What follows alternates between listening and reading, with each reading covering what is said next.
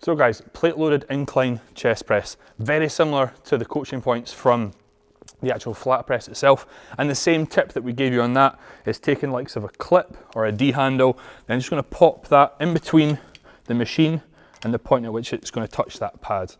Now, a couple of things to think about before we go is that we're going to set that sort of seat position up so that when these handles themselves are in a line with the top of Ali's chest, because what we're trying to target here, yes, the whole chest will work, but we're trying to target specifically that upper portion. So before he goes, he's going to get himself in position, push up slightly. From there, going to initiate that top of that pec, drive it towards me. Good, nice and controlled on the way down. A little bit of a lower back curve is absolutely fine, but nothing excessive. Initiate. As he comes towards me, he's going to squeeze his pecs together.